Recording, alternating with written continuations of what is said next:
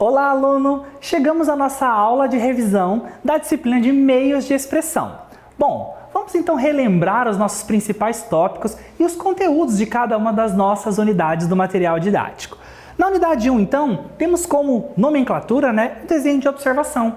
Entender as nuances que permeiam esse universo do desenho a partir do processo de observação e representação de uma composição visual. Quando falamos então de desenho, estamos justamente falando desse processo de representar algo por meio de uma técnica num plano bidimensional, tá certo? Então, dentro da história dos conceitos e definições do desenho, nós temos esse entendimento de que a capacidade do homem de representar aquilo que ele observa é vista desde a pré-história com as pinturas rupestres, por exemplo, E no universo do desenho, é exatamente esse ato de colocar aquele registro no papel que faz com que nós possamos nos expressar por meio dessa técnica. Enquanto profissionais da área criativa, precisamos entender todo esse universo das representações gráficas para poder sermos então assertivos nesses nossos projetos, usando do desenho, aqui com ênfase no desenho manual, como meio de expressão, como parte do processo de comunicação de um projeto, ok? No tópico de exercícios e representações, nós precisamos ter a destreza, o domínio da mão.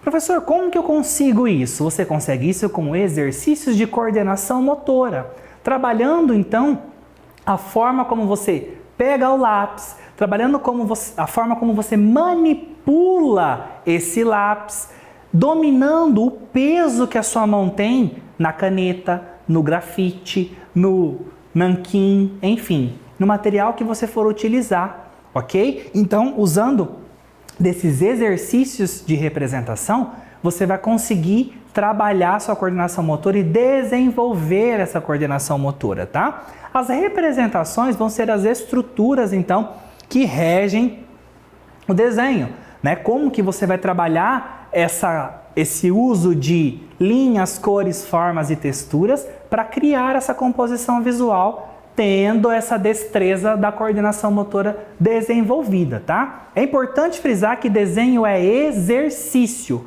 Quanto mais você exercitar, maior será então toda a sua capacidade de observar e representar, por meio de um croquis, de um esboço, o desenho, a sua proposta, o seu projeto visual, ok?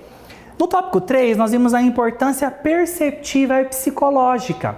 Como que o desenho ele é criado por nós a partir da nossa bagagem imagética, desenvolvido de forma autoral, criativa ou através da observação, e como ele é percebido pelo outro. Então, enquanto autores desse projeto visual, nós precisamos pensar na interpretação que o outro vai fazer, Pensando que nós estamos na área do design, na área da arquitetura, pensar então na assertividade dessa comunicação visual. Isso é importante, ok? Então eu preciso conhecer desse processo de que aquele indivíduo que vai observar a minha composição tem uma bagagem pessoal, individual e subjetiva dele. Será que ele vai entender a minha comunicação por meio do desenho? Será que essa estrutura do meu desenho está coerente para proporcionar essa leiturabilidade? Esse é o universo, então, do alfabetismo visual, tá, pessoal? Do entendimento que eu, enquanto profissional, preciso ter para comunicar por meio de uma organização, de um arranjo visual. O desenho é uma organização visual, é uma estrutura visual, é um arranjo de linhas, cores e formas que ganha ali um processo comunicativo, se torna um processo comunicativo. No tópico 4, adentramos o universo do desenho para poder entender, então, as questões de proporção. Por onde eu começo a representar um determinado elemento na minha composição de desenho para conseguir fazer com que ele tenha proporção? Eu dei a dica para vocês, sempre começar do elemento que for natural, ok? Porque o elemento natural tende a ser mais fácil de ser compreendido por nós. E a partir dali a gente constrói a escala de proporção. Professor, mas e se eu não tenho um elemento natural, como eu faço? Aí nós vamos trabalhar então com as possibilidades e as escalas ali para a proporção, tá? Então na área da arquitetura a gente sempre tem o escalímetro, que é uma ferramenta para a gente trabalhar o desenho de forma coerente, criando essas proporções a partir então de uma escala que tem como base o tamanho dos indivíduos, né, o tamanho real, e aí a gente trabalha em escala, ok? Mas quero reforçar que, para entender de proporção e trabalhar essas nuances na representação de um projeto, o exercício primordial é o de observação. Quanto maior for sua capacidade de observar o que você tem ao redor, maior será a sua capacidade de trazer para o desenho essas referências, ok? Isso não só de imagens que nós temos no dia a dia, outdoors, TV, filmes, internet. Busque livros, revistas, porque ali você tem um dimensionamento diferente das proporções para conseguir ser assertivo nos seus projetos, ok? A nossa unidade 2, então, tem como ênfase ou como referência a linguagem visual aplicada ao desenho. O que é linguagem visual, professor? Linguagem visual é o processo de comunicação por meio da imagem, ok? Onde nós usamos o quê? Pontos, linhas, planos, formas, texturas, para criar, então, essa mensagem visual, ok? Então, o ponto, ele é sempre o elemento básico, né? Aqui a gente falou de ponto enquanto elemento único, mas o ponto também pode ser um ponto focal, e aí a gente entra em leis da Gestalt, por exemplo, que também são parte do processo de linguagem visual. Se você gosta dessa área, pesquisa aí. Gomes Filho, Gestalt do Objeto, é uma referência interessante para você se aprofundar nesse universo da percepção visual. Como nós projetamos algo por meio da imagem e como as pessoas interpretam essa comunicação. A linha vai ser um elemento utilizado em todas as nossas composições. E ela pode ganhar diferentes formas. Ela pode ser reta, ela pode ser ondulada, ela pode ser vertical, horizontal ou inclinada. E cada uma dessas linhas cria uma determinada mensagem, transmite uma determinada ênfase, ok? O plano, por sua vez, vai ser essa estrutura de dimensionalidade. Eu crio, então, perspectiva por meio desse plano que ganha profundidade ou traz profundidade para a minha composição visual, tá certo? A textura, por sua vez, é obtida por meio dessa combinação de linhas e pontos. E aí eu posso criar, então, texturas para trazer realismo para o meu desenho. Como que é a textura da madeira, do metal, do vidro, da pedra? Eu consigo usar, então, de materiais e linhas e pontos combinados para criar essas texturas e deixar o meu projeto ainda mais visual, né? Mais próximo do real. Não estou falando de projeto realista, porque o desenho em si não precisa ser realista, ele precisa ser legível, ok? A volumetria, por sua vez, vai ser a estrutura tridimensional que eu trago para os elementos que eu estou representando, tá certo? A volumetria, ela vai auxiliar nesse processo de criar uma atmosfera. Se eu estou desenhando uma paisagem, eu crio, por meio de luz e sombra, um efeito onde eu perceba que aquela árvore, mesmo no bidimensional, que é o papel, tem uma silhueta tridimensional. Isso é possível, ok? Por fim, o tópico 4 da unidade 2 envolve, então, a profundidade e o espaço. É como eu uso desses artifícios, desses recursos de ponto, linha, plano, textura, volumetria, para criar justamente essa profundidade. Fazer com que essa minha composição visual tenha, então, uma ênfase tridimensional, tenha uma atmosfera que vai para além do objeto unicamente representado, ok? Eu posso pensar num fundo, numa parede, numa base onde esse elemento estará sobreposto, tá? Isso tudo faz parte dos efeitos e das possibilidades de profundidade e espaço. Na nossa unidade 13, então, nós vimos a tipologia das representações, os tipos de desenho que nós podemos trabalhar. Eu trouxe alguns para vocês conhecerem as especificidades e poderem também se inspirar nessas referências, tá certo? No tópico 1, nós vimos a importância da perspectiva, da luz e da sombra, ok? Como que eu uso de luz e sombra para criar uma atmosfera onde eu consiga ter ali efeito de profundidade? Primeiro plano, segundo plano, terceiro plano, quarto plano, toda aquela essência de elementos que estão mais próximos e, consequentemente, no primeiro plano são maiores, elementos que são menores e estão ao fundo da composição vão trabalhar então em um plano mais distante, à medida que tudo que vai ficando mais longe vai ficando mais claro em termos de cores, ok? Então são algumas possibilidades para a gente poder trabalhar. A luz e sombra também é o artifício, também é o recurso para a gente poder pensar na tridimensionalidade do objeto, né? Como eu consigo criar uma determinada atmosfera para exemplificar a volumetria desse elemento. Reparem que todos os nossos tópicos eles vão se combinando, ok? O foco é sempre trabalhar, usar o desenho como recurso para comunicar o seu projeto, independente da sua área de atuação. A ideia é que você use desses artifícios para poder então expressar a sua proposta criativa, o seu projeto de forma assertiva. No tópico 2, nós vimos a diferença entre o desenho figurativo e o desenho abstrato. Por que existe essa diferença? Porque nós podemos trabalhar de maneira objetiva, direta e de fácil compreensão do nosso público-alvo, do nosso cliente, assim como nós podemos trabalhar também de forma subjetiva, de uma forma mais livre, de uma interpretação mais aberta no caso de uma composição abstrata.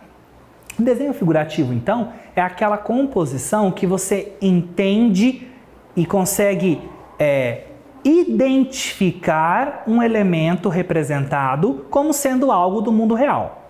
Uma cadeira sendo desenhada vai ser um elemento figurativo, ok? Já no desenho abstrato, eu vou ter linhas, cores e formas que não representam com nitidez um objeto do mundo real.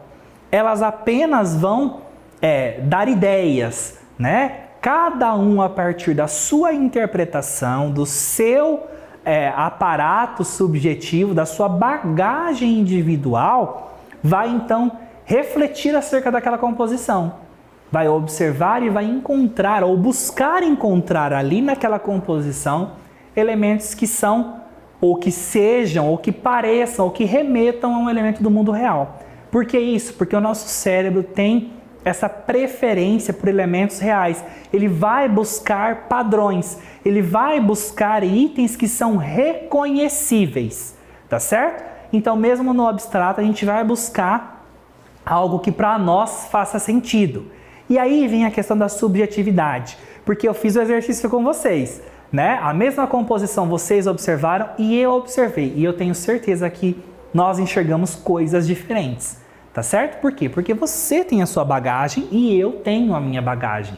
E aí cada um vai buscar interpretar aquela composição abstrata da forma como ela se relaciona com a sua bagagem individual, ok? No nosso tópico 3, então, da unidade 3, nós vimos a categoria ou tipo de desenho caracterizado como natureza morta. É onde nós temos, então, a composição com frutas, utensílios, flores, vasos, enfim, elementos inanimados que estão ali e formam uma composição. Você pode montar uma composição de natureza morta e fazer esse exercício de desenho. Vale a pena, é super legal. Por quê? Porque você vai colocar em prática esse exercício de observar a composição e representar. E ainda deixa um desafio. Faça essa composição em lápis grafite. Faça a mesma composição em lápis de cor.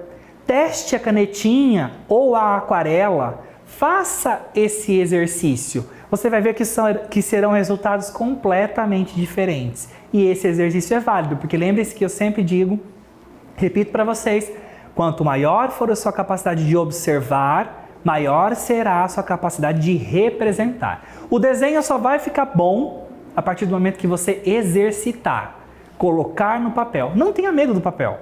Use 1, 2, 3, 10, 20, 100 folhas e faça os exercícios, ok? Na paisagem, no nosso tópico 4, na tipologia de desenho das representações, na categoria de paisagem, nós temos então uma composição que representa uma natureza, ok? Pode ser uma floresta, pode ser um ambiente urbano também, é uma paisagem.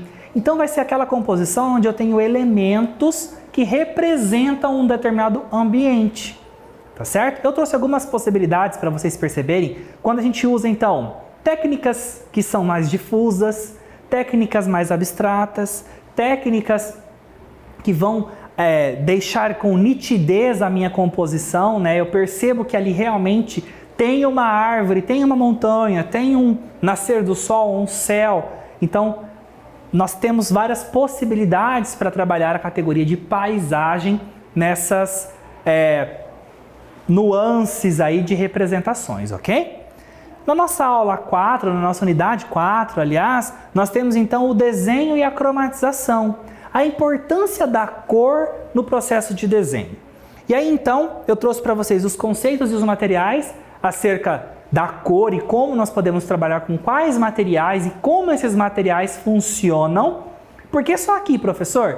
Porque primeiro você precisa entender dos conceitos que tem por trás do desenho, de como a gente cria desenhos e depois você entra com os materiais e os exercícios de desenho, ok? No tópico 2 nós vimos as técnicas. Como que eu manipulo lápis de cor, giz pastel seco, giz pastel oleoso, nanquim, caneta hidrocolor, aquarela? Como que eu manipulo esses materiais para criar os efeitos visuais no meu desenho, ok? Então isso é parte da função de quem usa da técnica manual, de quem usa do desenho manual para representar projetos. Temos que ter esse entendimento das técnicas, o que eu posso e o que eu não posso combinar em termos de materiais, ok? No tópico 3, nós temos cor e composição. Qual é o impacto da cor no meu processo de comunicação visual? É um impacto muito grande, porque a cor é o elemento que chega primeiro. Antes da percepção das linhas e formas, a cor já chegou. Então eu analiso primeiro cor e depois vou analisando os pormenores da minha composição, ok? Então ela é importante, eu preciso saber quais são as preferências de cores. Tem tabelinha da Heller lá para vocês com a preferência que nós temos então por determinadas cores e a aversão também, aquelas cores que são menos apreciadas. Tem o exercício do círculo cromático e como eu consigo trabalhar as combinações das diferentes cores para criar impacto visual. Cores quentes, cores frias, cores neutras, tudo vai depender do seu projeto e de como as cores se aplicam a esse projeto. Qual mensagem você quer transmitir com o seu projeto? Qual o objetivo dessa comunicação visual por meio do desenho? É isso que você tem que pensar. No nosso tópico 4, a criação de projetos cromatizados, eu trouxe então algumas possibilidades para você entender a aplicação para as diferentes áreas, né? Pensar como a gente usa o contorno de nanquim combinado com a aquarela, dá, não dá? Como que eu consigo fazer isso, professor? Eu mesclo lápis de cor para trabalhar com realismo, qual é o lápis de cor ideal para eu trabalhar? Possibilidades com tinta aquarela, possibilidades com canetinha. Você exercitar essas composições e entender que a melhor técnica é aquela que funciona para o seu projeto. Não existe uma regra em termos de materiais. Você poderá se identificar com determinados materiais e vai poder utilizar eles, inclusive fazer com que eles se tornem a sua assinatura em termos de projeto criativo, em termos de meios de expressão. Vai ser a sua forma de se expressar. Então é importante que você planeje, que você utilize essa disciplina e use desses diferentes materiais e técnicas como possibilidades, tá? Então você experimente esses materiais e aquele com o qual você melhor se identificar, você pode se aprofundar e usar ele como sua assinatura criativa para os seus projetos ganharem personalidade. Por quê? Nas técnicas de desenho manual, nos meios de expressão através das técnicas manuais, nós nunca conseguiremos fazer dois projetos iguais. Todo projeto é único e por ser único traz a sua personalidade, leva toda a sua dedicação e cria essa personalização que é muito valiosa quando falamos então de projetos, né? Então é bacana você pensar que cada projeto que você executa através das técnicas manuais, ele vai ser único, ele vai ser um elemento que vai valorizar o seu processo criativo, evidenciar a sua proposta projetual e com certeza agradar o cliente que vai entender que ali você colocou em prática toda a sua dedicação e as suas técnicas criativas, ok? E aí então nós temos o nosso fórum e a nossa atividade prática de aprendizagem, ok? No nosso fórum, eu quero que você pesquise, que você discuta com seus colegas uma personalidade criativa que te inspira nesse universo do desenho. Então pesquise ilustradores, pesquise designers, pesquise arquitetos, pesquise profissionais que trabalham com o desenho enquanto técnica de expressão e usam desse desenho manual como forma ali de se expressar e de construir os seus projetos. Compartilhe o nome, um pequeno currículo, se quiser colocar uma imagem ali de referência de um projeto desse profissional que você escolheu, que te inspira em termos de técnicas ou de combinação de técnicas, fique à vontade, ok? Na atividade prática de aprendizagem, você vai fazer um esboço de um projeto. E aí, para cada uma, então, das áreas que você vai estar aí inserido, você vai escolher essa área e vai trabalhar com o direcionamento que tem para vocês desse esboço de projeto. Eu quero que você exercite, escolha uma técnica e trabalhe essa manipulação da técnica, tá certo? Bom, ficamos por aqui. Peço e quero que você continue os seus estudos, que busque sempre se aperfeiçoar e conforme você gostar ou ter mais afinidade com algumas das técnicas, pesquise, né? Nossa biblioteca está cheia de materiais e vale a pena. Os profissionais da área criativa precisam ser constantes pesquisadores, estar sempre em busca de conhecimento e aprimoramento. Um grande abraço e até breve.